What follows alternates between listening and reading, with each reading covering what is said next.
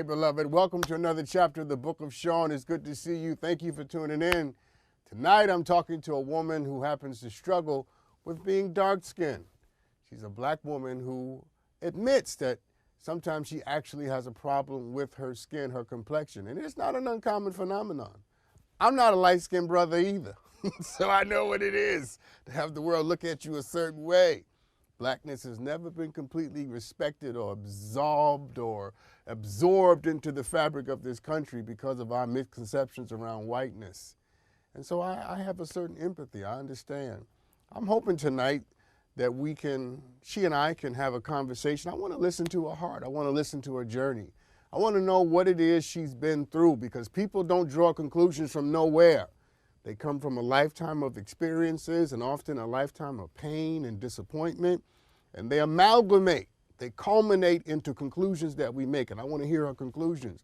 And I'm hoping that by the time we're done, when we're done, I'm done listening to her, that she'll listen to me, that she'll hear my heart as I speak from my heart into hers, because I believe in her. Her name is Rashida Strober, and I believe in her. I ain't even met her yet, but I believe in her. I just think black women are amazing, and I think that she is. And I think part of my goal tonight is to hopefully remind her of that. Now, before I get to that, and of course I'm going to do some Ask Dr. Sean, because I always do that. You guys send me some great questions. So I'm going to do some videos and some DMs and some emails. But before I get to all of that, let's do some headlines, people. So, living with functioning autism, Joshua Beckford is the youngest person who has ever been admitted into Oxford University.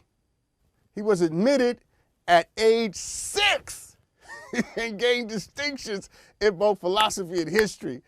Joshua is apparently also very talented rather in many other fields, but his main goal is to become a neurosurgeon. Okay, Joshua, you're making the rest of us wonder what we've been doing with our lives. Shout out to this kind of excellence and greatness. And I tell you why I love this story. I love this story because one of the problems of digital culture and social media is that you can be mediocre and people will celebrate you. You cannot really have any genius at all, and people will think you're the oracle. But this young man is the real deal. And we need to see the real deal being platformed and extolled and celebrated in our world. Because Oxford University, people, now I know something about Harvard, I know something about University of Chicago. These are great schools. But Oxford, one of the great schools in all the world. He got admitted when he was 6 years old. Woo! I just love to see black and brown people, and people that the world said were not intelligent, were not smart, were not capable, did not have genius, had no history. I love to see people like that defying the expectations of the world and setting a new standard and reminding us that your gifts will make room for you. I feel like throwing my shoe. That when you really are great at something, there's nothing nobody can do about it. It cannot be denied. And so I salute this young brother and all like him, all the young brothers and sisters who are working as hard as they can to manifest the true nature, the substance of what they have to give to the world.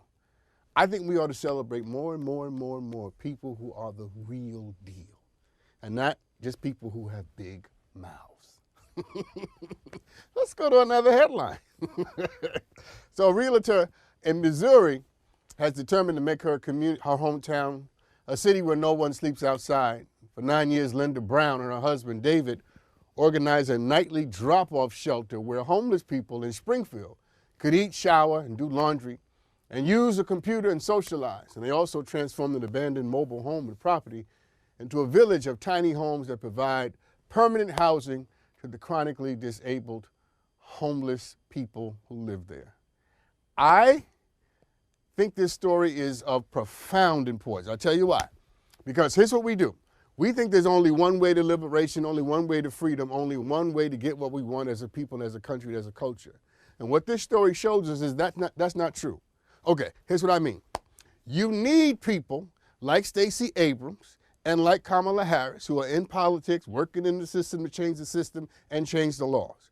And then you need Tamika Mallory and Al Sharpton and Black Lives Matter, who are on the street drawing a lot of attention, marching, protesting, and dramatizing the shameful conditions. And then you need people like this sister and her husband who are giving charity and social services to the victims of poverty and racism. The way you get to where we want to go is not choosing one over the other. You don't say, I'm only going, all I care about is people marching, I don't care about politics, and I don't care about charity. Or you can't say, you know what, I care about politics, but I don't care about charity, and I don't care about marching. We don't have that kind of luxury. There's more than one road that will lead us there, and before it's all over, those roads will converge to get us where we want to be. The country that we deserve will come at the end of these roads converging together.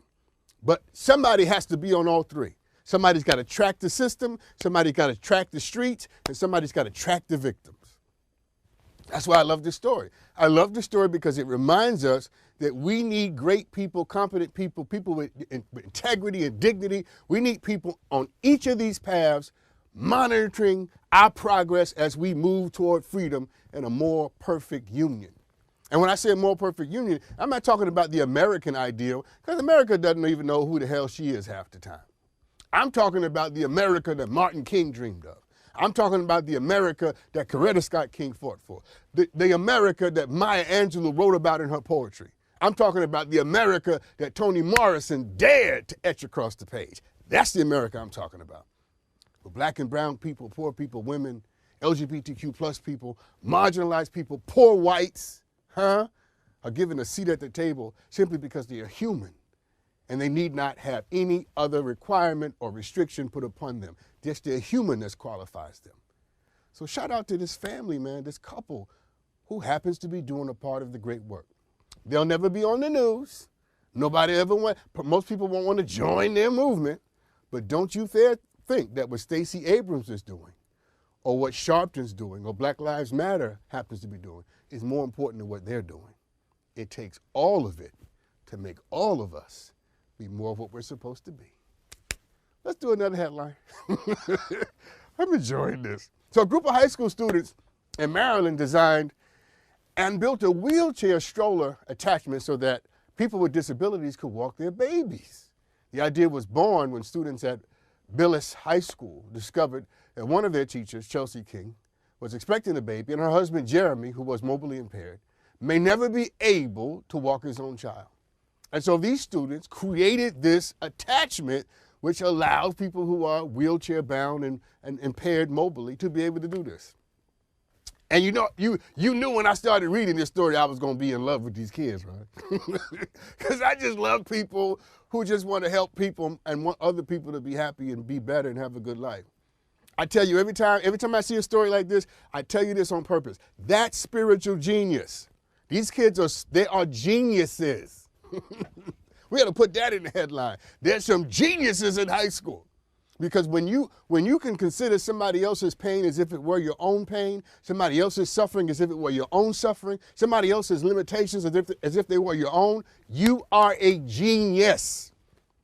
I don't care about your IQ, I care about your EQ. Your emotional intelligence tells me that you are superior to most people who walk on this planet. And these, wait for it, high school students are teaching people in politics and in media and in sports and in fame and in social media what life is really all about. Because a lot of people just want attention, and they want the attention for themselves to make themselves better and to make themselves happy and to make their world. But these kids decided to marshal the best of their minds and the best of their ingenuity to help somebody just be able to push his baby down the street. I almost threw my shoe. That's how happy that makes me. And if that don't make you happy, then what's wrong with your humanity? More of us ought to do stuff like this. Matter of fact, let me give you some homework. Why don't we all go out and try to find somebody whose life we can make a little lighter, a little better, a little brighter. And it doesn't take a big thing. Now, you and I may not be able to come up with a thing you create to put at the edge of a stroller for a person who can't walk to be able to push their kid, but we can certainly smile at somebody. We can certainly say good morning. We can certainly pat somebody on the back who needs to be encouraged. We have it within us to do that, and we ought to do it every chance that we get. That's what we owe each other. That's what we owe the best of ourselves. Shout out to these young people, these high school students who teach the rest of us what most of us should have learned a long time ago. So Rashida's here tonight, and I want to talk to her. I want to bring her out because she is, I think, such an indelible figure. She's going to allow us to have a conversation that we don't normally get to have in public. African-American communities have been dealing with this issue for a long time. It's called colorism. It's one of the things that it's called. Some other names for it. But colorism is something that we don't get to talk about in mixed company, as it were. But we're going to have this conversation publicly because I want you to hear her journey, her story. And don't you rush, as you watch it, don't you rush to judge. Don't you rush to assume. Don't you rush and think you know. You don't know. Wipe the slate clean and let Rashida present herself to you and let her give you her story so that as we get to the conclusion of the matter, you will have a greater sense of the person and not just the problem. Because she's not a problem. She's a person. And she's been moving through life and she's been conducting herself in life and life has been treating her as if she was the issue. Well, my goal tonight is to shake that off. We're going to see what happens, but I'm going to do my best. Welcome to the show tonight, Rashida Strober. Hey, Rashida.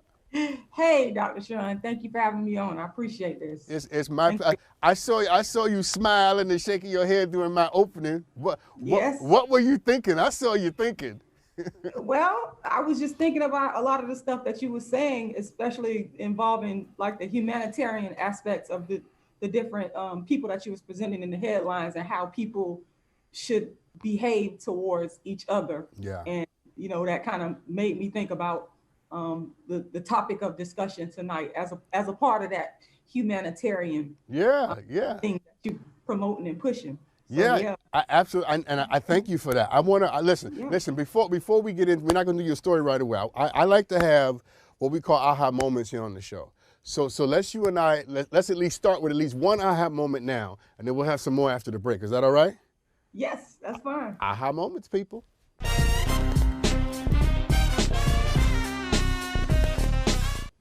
Okay, I love this question. This is my new favorite question. I'm determined to ask everybody who comes on this show this question. Give me your gratitude list. I want to know what you're glad about. Go ahead. Oh God, I'm glad for the sunshine and the water because I'm down here in Florida and I just need that sunshine. So like I gotta have it. I'm very thankful for that. Give me more. Give me more. Give me more. What else? I'm thankful for my daughter, my son, my immediate family that's around me, the people that's been supportive of me in my endeavors and really, you know, listen and try to understand. So I'm very thankful. It's a small group of people, but I'm very thankful for them. No, I love that. I'm glad I pressed you a little bit because I think I love the dexterity of the list: sunshine and water, family, daughter, and your circle of support and friends. And let me just tell you what I'm grateful for from you before we take this break. I'm grateful that you came tonight to bring me your heart. And I'm grateful that I have a chance to speak to your soul and to listen to your story. There is nothing more sacred to me than the idea that someone would lay reverently before me what it is their heart and their soul happens to be feeling and worried about. And I take nothing more seriously than the conversation we're about to have. And I want to honor you because I know that there's a lot of people who feel what you feel. They just don't have the courage to say it. And I'm glad tonight that you've lived long enough to have the courage to say whatever it is you're about to say. Let's take this break. And when we come back, Rashida and I are going to have the difficult conversation about complexion, about how she feels about being dark-skinned, and how she's been made to think and feel about that. That may not be your issue, but I bet on some level it is. And what we do for her, we're also going to try to do for you. Welcome back, everybody. I'm talking to Rashida Strober. I like saying your name, Rashida. We're talking tonight about some of the challenges you've had to live with and face being dark-skinned and what you feel and think about that. I'm going to get to that in a second. I want to ask you two more soul questions. Here's the first one. What do you want to be remembered for? For talking about dark skin, for putting it out in front and center, what it's really like to go through life as a dark-skinned person in general, and as a dark-skinned female in particular. Okay, I like it. So let's start to make our way there because you have set the table, the knives and the forks are there, the glasses in the right place. We got all the plates and the bowls. So let's start to eat this meal. I want to begin in a very particular way because context is always important, right? Context. Right. So tell me, what was your childhood like as it relates to what it is we're talking about tonight? Here's my question more specifically. How did your childhood shape you? Well, Dr. Sean, my childhood was not good. It was a combination of poverty and what I call it darkism, which is dark skin discrimination. And I started going through, see, when you're dark skinned and poor, that's a horrible combination. You come in, I had two dark skinned parents. Both of my parents were high school dropouts. My dad, he's deceased, but he was like 30 years older than my mom. And my mom, she had a lot of kids to take care of, not a lot of money, no education. And when I combined that with being dark skinned, it was a recipe for disaster. Because I always think now that if a dark skinned person happens to be born into a family where there's some level of wealth or education, they'll have a better chance. But if you a dark skinned person that's born in poverty and in the hood, you're gonna have a lot of hurdles to overcome. Okay, So, okay. Hold on. No, you're doing just fine. I just no, you're fine. What I want to do is I want to process this conversation in a certain way. So when I jump in, it's just because I don't want you to jump too quickly to a different part. So tell me this. Let's stay in your house a little longer, right? Tell me what you were taught to feel about yourself. Well, I got mixed messages because my dad and mom had separated when I was probably around 3 years old. And I was with my dad a little bit of the time, but whenever I was around him, he praised dark skin, but that was not the bulk of my experience. The bulk of the experience was I was born into a family that did not see dark skin as beautiful, that did not see my dark skin as beautiful, that seen it as something that was ugly, that's something that was bad. And so, for example, I have light-skinned people in my family who I would sit back and watch as a little girl be essentially rewarded for having light skin and good hair, while I was degraded for being dark skinned. And that happened in my immediate family. Tell me how they degraded you. What did they do? I just remember, I'm not gonna say, I don't want to throw my No. We don't want any names. No. I ain't gonna say. Yeah, I'm just trying. I mean, here's my intention. I'm just trying to understand, for everybody that's watching, what does it mean to be degraded because of the complexion of your skin? Well, for example, I was told that I couldn't follow or go with certain family members because I was ugly. Plain, you're black and ugly. They would rather be seen with a lighter skinned, so-called good-haired family member rather than me. I would sit back and watch light-skinned family members be rewarded with things like compliments, money, gifts, while I was flat out ignored. I was called names like black and ugly, nappy-headed. I was deemed to be fast, just a lot of different negative stereotypes associated with me being dark skinned. And it was always, my hair was too nappy. I was too dark. I was just too black. And they would tell me this. And so I was real quiet and introverted back when I was a kid. So I would just kind of like sit back and observe what was going on, and I just took it in. Yeah. I would just see the different benefits that was given to the lighter skinned people in my family, while I sat back with essentially nothing. Have you ever felt pretty? Have you ever felt beautiful? That's a very good question. That's a struggle. To this day, it's a struggle. I can't really say that I have. It's a struggle. Sometimes I might feel that way, but then because of all the conditioning, I don't really internalize it. So I can't really say that I really felt beautiful or pretty. No, I can't say that. How do you feel hearing yourself say that? How does that make you feel? Um, it makes me feel bad, but at the same time, I'm happy that I'm telling my truth. I just want to be honest about it. It's a painful thing to admit to, but at the same time, it's just like to get it off my chest and to say it. It's like a release, like a load being lifted off because I'm just simply telling the truth about how I feel about myself. Yes, and your experiences. So tell me this. Just complete this phrase for me. Light-skinned people are what, as you see it?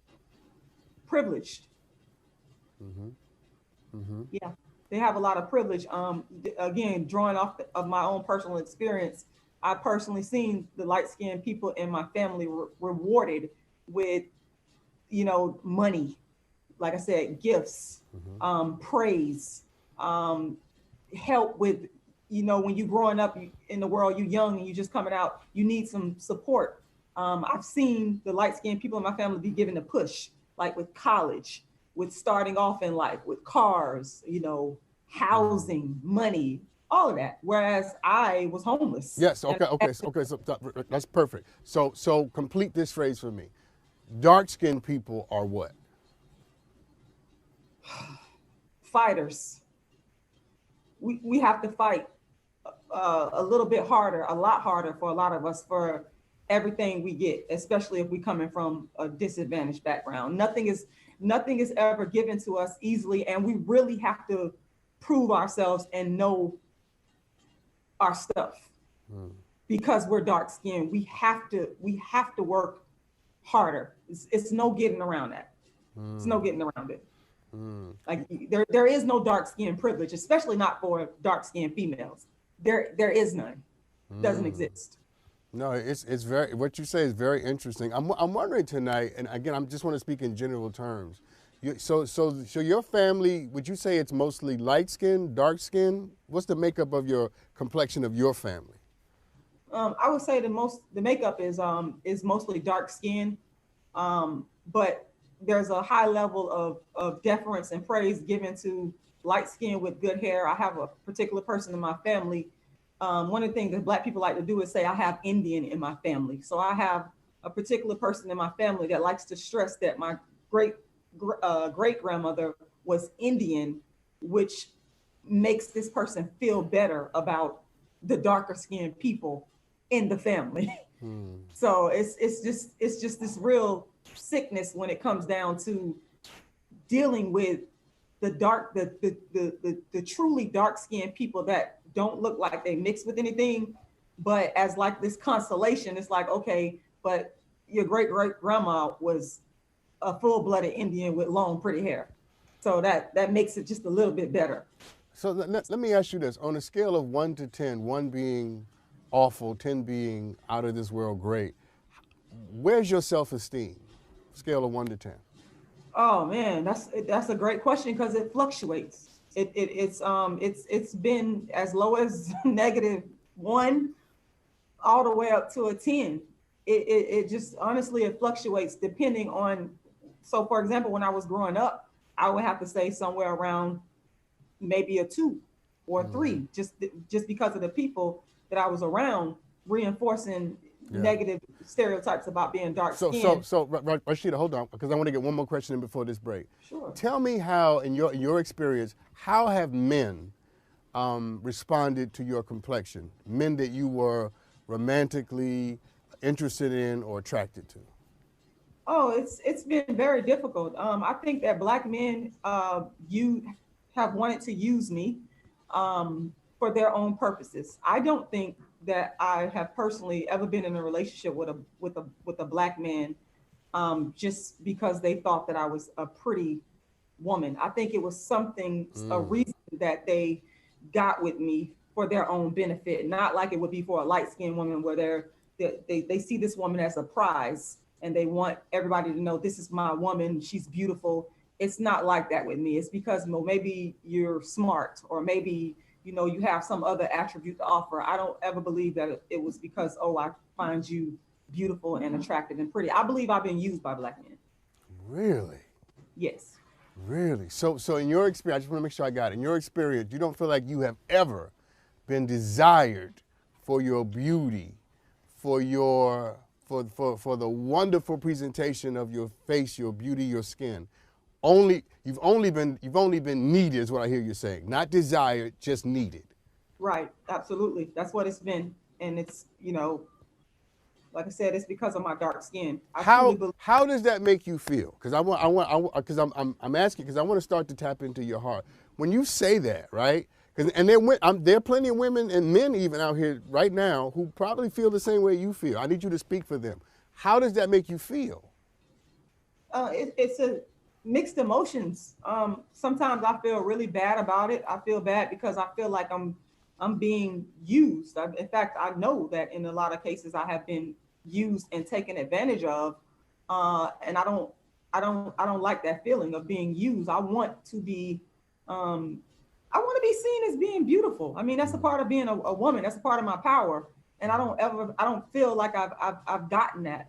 I just feel like I've been used. It's almost like the person has to really prove and show me, because I'm always suspecting them of having ulterior motives. So it's hard to see them as being genuine and really into me for me and not for whatever other purposes that they may, or qualities they may see in me. Yeah. So it's very difficult. Yeah, listen, you've given us a lot, and this no, and I mean that in the best positive way, because I think you speak to and you tap to something that we're going to need to address as much as we address, police terrorism and corporate violence and state-sponsored, totalitarianism. We also need to talk about how it is we treat each other, and how it is the vestiges of white supremacy and anti-blackness have done its evil and concocted work upon the psychologies of one another. This is so interesting. When I come back, I got a couple more questions for Rashida, and then I want to talk to her soul. I want to pour into her. I want to give her something that I don't think she can get anywhere else, because I'm hoping tonight that she will be open enough and that she will be broad enough to allow me, another dark-skinned person, to speak to her spirit. We'll be right back. Hey, everybody, if you've been watching, you've been listening to Rashida Strober walk us through her, I would say, horrific journey as it relates to how the world made her feel about her complexion and her skin. And Rashida, you've given us a lot tonight. A couple more questions I want to ask you before I ask you to listen to me. Tell me this. Tell me, how do you feel at your core? How do you feel about yourself? It's a struggle. It's an internal struggle every single day being a dark-skinned female. There are days where I feel great about myself because, I do certain things. I feel as a dark-skinned woman, we have to take care of ourselves, our bodies, exercise, eat right, meditate, stuff like that. So when I'm on top of my game with that and my personal goals, I'm feeling good about myself. But then there are other days where I am reminded of the insults that I grew up with being, for being dark skinned. Yeah. And so I become, so for example, when I go around a lot of Black men, I start to feel a certain level of insecurity because, that's one of the places where I've always felt not pretty enough, going back to the school bus, the big yellow school bus, being on there, being picked on, being talked about. So it's like, I get unsure in certain situations. So my self-esteem goes up and down to this day. It's never solid. Yeah, I got two more for you. Here's one. And everybody watching wants me to ask you this question directly, so I'm gonna ask it very directly. Do you hate your skin?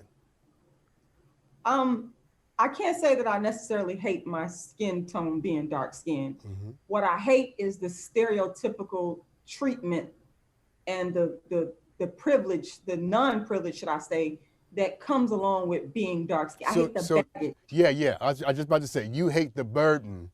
Yes. That often comes along with the experience of being wrapped in the skin that you're in. So here's my last question for you. And I want you to take a deep breath, because I want this question to really do its work on you, and I want you to speak from your soul. Tell me what you really want. What do you really want? Power. Social, economic, and political power for Okay. myself and for dark-skinned people worldwide. Okay. So let's do this, all right? Because I've listened, and I feel as if I've listened to you at the lower frequencies. I've tried to hear what you have said, and I've tried to hear the things underneath what you're saying. And I honor everything that you're saying, and I know what you are presenting tonight to be part and parcel of the experience of a lot of people who've had to deal with the rejection of dark skin and anti-blackness, even as black people manifested among ourselves. And so everything that I'm about to say it's not what a psychiatrist would give you. It's not what a psychologist would give you. I'm going to give you what they can't give you, right? They can give you strategies and techniques for working through your history and your baggage. What I'm going to do is to speak to your spirit and to either encourage your spirit to keep going in the direction where you seek the power that you want, but also to ask your spirit to give you permission to liberate yourself from some of the things that you heard. And I'll begin like this. I want you to know in no uncertain terms that everything that you heard as a child was a lie. It was an unmitigated, unapologetic, unrelenting lie. But I also want you to know, as I think you have a sense of it as well, that the people in your life early on lied to you about your skin because they had been lied to. And that's the problem of the American experience. In the American experience, we are taught that the closer you are to whiteness, the better you are. And the closer you are to the complexions of whiteness, to the attributes of whiteness, to the behaviors of whiteness, the educations of whiteness, the better you are. And you and I, being as dark as we are not as far away from that as you can possibly get, but we're heading in that direction. And you're right, Rashida. This world has never loved little dark girls. It has never wrapped its arms around little dark girls. But I'm going to tell you something that most people won't tell you. The truth of the matter is that in spite of that, this world has never been able to turn without you. This world has never been able to turn without you because you braid the mysteries of the universe in your daughter's hair. You sit the world in your lap, and you remind all the men who believe that we are carrying the earth on our shoulders. You remind all of us that if we would just look to our left or to our right, the dark-skinned sister standing there is already carrying it. Let me say something to you in no uncertain terms. You said that you want to feel beautiful. You want to sense yourself as beautiful. And I want you to know that that is going to be your life's work. And it is your work. It is not the work of the world to convince you of that. It is not the work of the men who come into your life. It is not the work of white supremacy. It is not even the work of black consciousness. It is your work to understand that beauty, there is a word in Hebrew. I feel like throwing my shoe. There's a word in Hebrew called Yafeh. And in the book of Ecclesiastes, it says, behold, God has made all things beautiful in their own time. And that word beauty in Hebrew is Yafeh. And that word Yafeh does not mean physical beauty. It means appropriateness. That everything has been made with its own appropriateness, its own reasons and intentions for being here. And I want you to understand that not only are you physically beautiful, let me say it again. Not only are you physically beautiful, let's try it so your soul can get it. Not only are you physically beautiful, you are morally beautiful. You are intellectually beautiful. You are psychologically beautiful. You have represented yourself on this show tonight as being a woman of stellar intelligence and communication. Any man who does not want you does not want to ever achieve the best of himself. And I know the world has conspired to make both you and I feel as if being what we are and wrapped in this complexion is a badge of disgrace and honor. But I beg you, my sister, to shake off the fetters of the great lie. The great lie is not that Donald Trump secretly won the election. That is a lie. But the great lie is the fact that there's something wrong with being who and what we are. You said something at the beginning of the show that I want to push back on. You said to be born poor and dark is a terrible, horrible burden to bear. Maybe I misquoted it, but I think I got the gist. And I want to say to you that I was born poor and I was born dark, and that's been my superpower. My superpower is that when America looks at me, she can't hide from what she did. I feel like running. that when people look at me, they have to see that I represent the source and the origin of everything. People have not always treated me well because I was dark. People have not only always expected much from me because I was dark. I could totally relate to what you're saying. But the difference is, sister, and what I'm begging you to do is to reject those conclusions because they are all fundamental lies. And here is the truth, and I'll leave you with this. Here is the truth. The truth is you are so indispensable. You are so necessary. You are so beautiful that life conspired in all of its richness to make sure that you're still here. And had you been as ugly as sometime the world makes you feel, you would have been dispensed with a long time ago. But your beauty cannot be measured on magazine covers, for that is no beauty at all. And I'm hoping tonight that as you go forward, you will do the great work of understanding that you have something that's not just needed, it's desired. There are black men, there are men in this world who would rather be with you than anybody else. Yeah. Thank you very much. Yeah, it's my pleasure. Listen, I don't have time. I don't have time to get a sustained response. They're pushing me to break. But I just want you to know that you are loved from the crown of your head to the soles of your feet. Do you understand that? Yes. Thank you. And the power you seek is the power you already have. Let's take this break. I'll be right back with more Ask Dr. Sean right after this. Thank you, Rashida.